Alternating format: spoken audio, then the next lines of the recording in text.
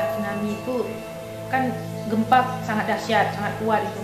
Saya lari, saya keluar, saya ke kedai kan, karena suami saya kan jualan. Kemudian orang bilang air laut naik gitu kan.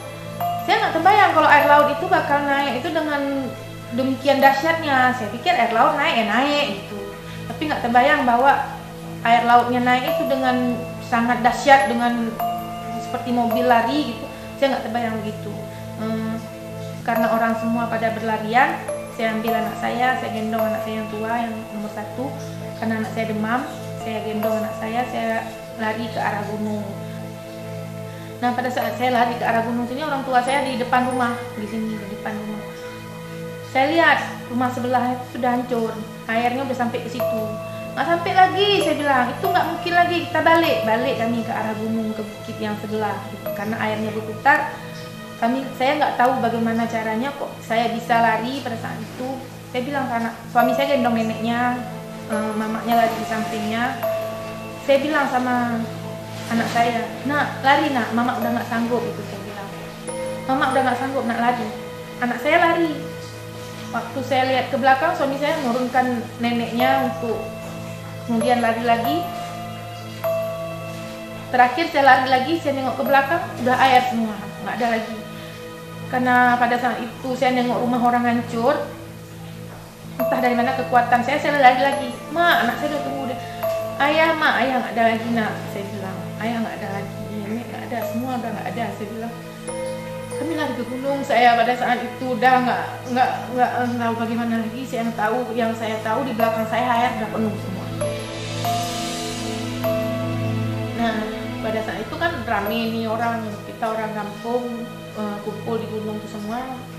Mereka bilang, ada abang naik ke pokok asam karena nyangkut di pokok asam dengan mama gitu.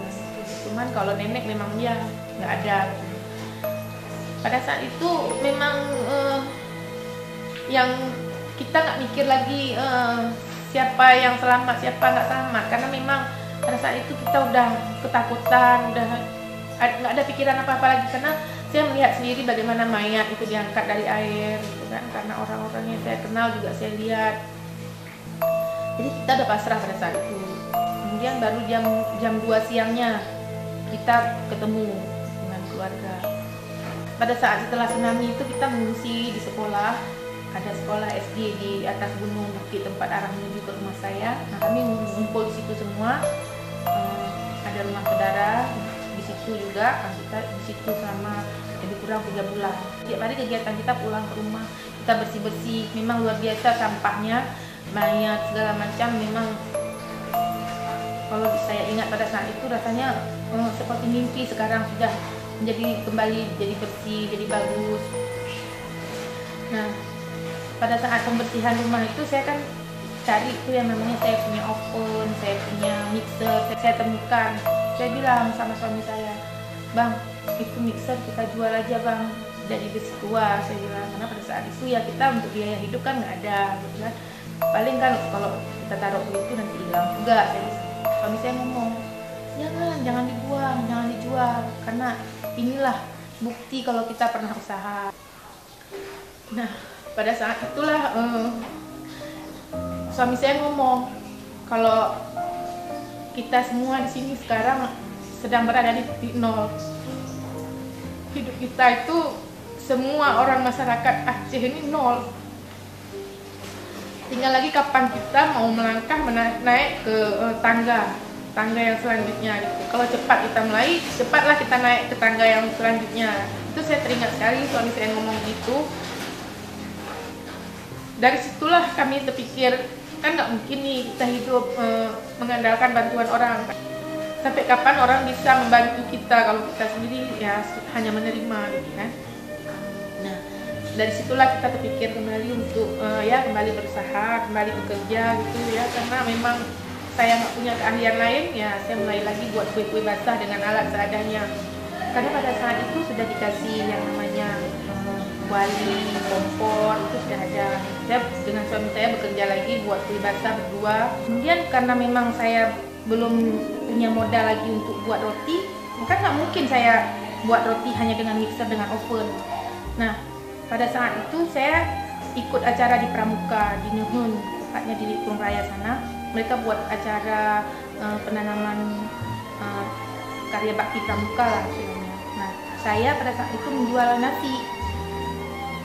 3 bulan saya jual nasi di sana, jual nasi. Alhamdulillah saya terkumpul uang 2,5 juta pada saat itu. Saya beli loyang, belilah loyang untuk buat roti lagi.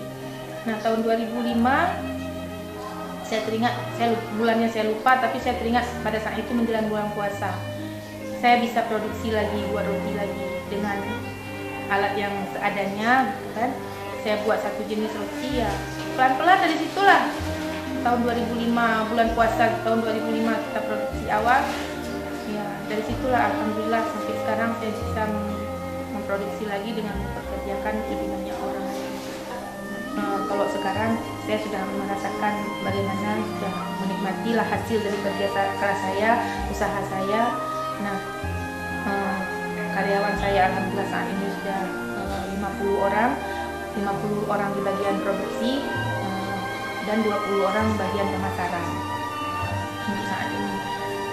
Rasanya bahagia karena ada ibu-ibu rumah tangga yang memang membutuhkan pekerjaan dan adik-adik yang tidak bisa sekolah, mereka membutuhkan pekerjaan. Saya bisa menampung karyawan dari orang-orang sekitar, juga bahkan dari luar daerah saya cari itu untuk menjaga produksi saya. Alhamdulillah saya merasa bahagia.